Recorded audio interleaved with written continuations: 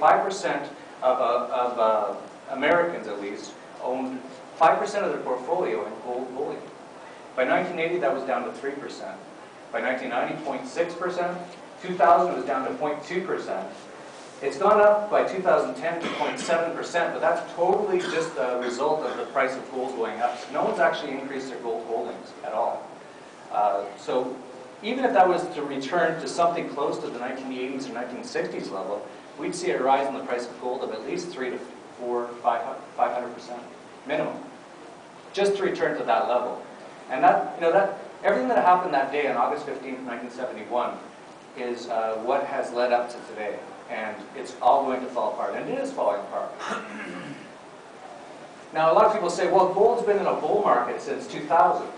Well, that's not necessarily the case. In terms of dollars, it's been the case. But if you look at it almost compared to anything else, it really hasn't.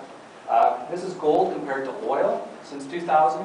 So really, ever since 2000, it's been in a bear market up until that first wave of the financial collapse in 2008. Then gold finally started to go into a bull market compared to other assets. So that's gold versus oil. Here's gold versus copper, same thing. 2007, it finally started to rise. So gold, we've really, in my opinion, only been in a real bull market, in a real bull market, not nominal, since 2007, 2008. So we're only about 4 or 5 years into a real bull market here. And this won't end, actually, until all fiat currencies have to go back to either a gold backing or they all collapse, one or the other. Now, I took the price of things in 1980 compared to, I took 2010 here, just to show, is gold in a bubble? Now, you start on the right there, new car in 1980 was $7,000, it's now around $28,000. Eggs used to be about $1 for a dozen, it's now about $3. Take a gallon of gas, $1 it used to be, it's now about $4 or $5 in the US. New house used to be $68,000. Even with the collapse of the U.S. real estate market, it's still around $200,000. So that's gone up 3-4-fold since 1980. The two on the left are gold and silver. So if you take the gold price peak in 1980, it was $800. It's now around, I did the chart in 2010, so it's $1,400 there. So it's up around 200%.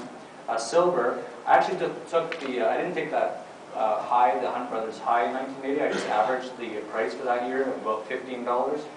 Currently around $30, so it's gone up about 100%. So there's only really one thing on this chart that sticks out, and that's federal government debt of the U.S.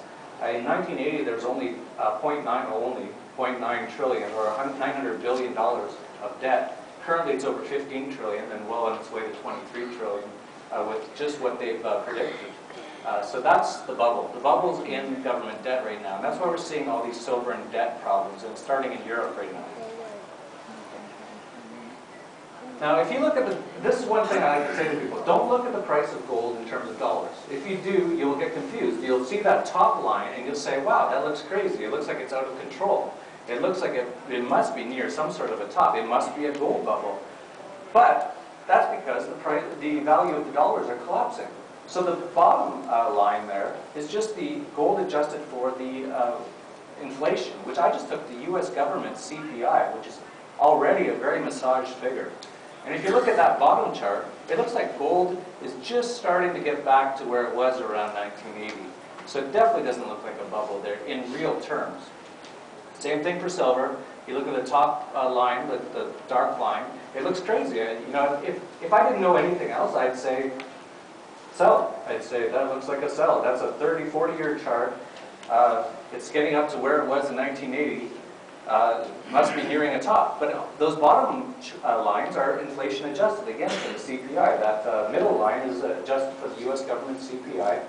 If you look at it in terms of inflation terms, it looks like silver's been in a terrible bear market for 40 years. So, these are what you have to pay attention to. They're not going to tell you this on CBC Nightly News or NBC or any of those. Same thing with gas. A lot of people are talking right now about the price of gas in the U.S. They're saying this is crazy. If you look at it in nominal terms, U.S. dollar terms, it does look a little crazy. It looks like it's gone up about 400% in the last 20 years. But again, inflation adjusted, it really hasn't done much at all. It's actually down in real inflation adjusted terms in the last 20 years. In fact, if you just took pre-1964, when the U.S. used to have their coins denominated in silver, actual silver coins were dimes and nickels, or I don't know, nickels, but dimes, quarters, and stuff like that. You can still buy gas in the U.S. for 20 cents a gallon if you just use the old 1964 dimes and quarters. So that's 20 cents a gallon. That's quite a bit different than $5 a gallon. That's all the illusion of inflation that's been going on. So you have to really pay attention to the real price of things, not the nominal price of things. And as long as this guy is the Federal Reserve Chairman, it's only going in one direction. He's said his nickname's Helicopter Ben. Like there's no other way to explain it. He has his only thing he has in his mind is we have to just keep destroying the value of the dollar. And all other Western countries are doing the exact same thing. The Canadian dollar is not going up at all. A lot of Canadians go, oh, the Canadian dollar's up. Well, versus the US dollar, but in real terms, it's down a lot. Now, talking about gold stocks, this is the HUI, this is the Gold Bugs Index. So this is like a number of major gold stocks. Now, this is not in terms of dollars, this is in terms of gold. And that's how I like to look at a lot of the price of things is in terms of gold, not dollars. If you look at it in terms of gold, gold stocks right now are trading at the exact same level they're trading at in 2003 when gold was $350 an ounce. You know, gold's now around $1,700 an ounce, and they're trading at the same level vis-a-vis gold as they were in 2003. So that's why I think that we're about to go into a gold stock mania, and gold will go up as well. But I think the real profit opportunity in the next few years is in the gold stocks. A lot of people say, yeah, well, what mania? Well, they're right. There has been no mania so far. Nothing. It's actually unbelievable how calm it's been considering what's going on. If you look back to the 1970s, and I took this from Casey Research. This is my friend, Doug Casey, is actually my mentor. And they took the amount, these are a number of junior mining stocks on the Vancouver Stock Exchange in the late 1970s, and the price increases they had. Many of them in the thousands of percent. The biggest one, of course, this one, Copper Lake, was 13,000%, went from 8 cents to $10. We're going to see that again. And we're going to see it soon, in my opinion. We haven't seen it at all yet. Same thing, actually. If you look at the mid-90s, there was a little bull market in the 90s with 3X, of course, maybe you remember that. Diamond Fields, Robert Friedland's company. So many stocks were up thousands of percent. We haven't seen anything like that yet. Not even close. The companies that have major discoveries are barely up 100%, maybe 200%. We're not even close to entering a mania yet, but we're very close to starting to enter the mania now, in my opinion. So, what I did was, I started this newsletter. I saw what was going on around 2007. I spent the whole 2000s actually learning Austrian economics, researching. I traveled the whole world. I went to 100 different countries, trying to figure out what's going on, because I knew what the governments were telling us and the media was telling us was not right.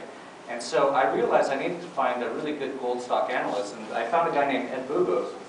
And this is his track record. He told his clients, he was a broker in Vancouver in the late 90s, and he told all his clients to sell tech stocks in 1999, right before the whole tech bubble collapsed. And he got fired. He actually almost went bankrupt because of that.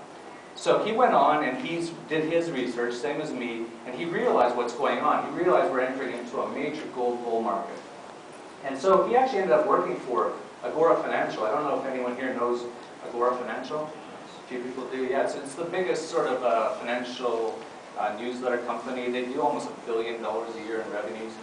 He started with them around 2004, 2005, and he started recommending gold stocks. And he had a gold stock newsletter for them. And in 2006, 2007, he told everyone there that pink area I got a little ahead of myself. This is the TSX Venture Exchange Index over the last 10 years. And so everyone probably remembers what happened in 2008. There was a massive collapse, probably the biggest collapse of all time. The TSX Venture went from over 3,000 to almost down to 500 in a matter of months. and he told all of his readers to sell all their gold stocks. And that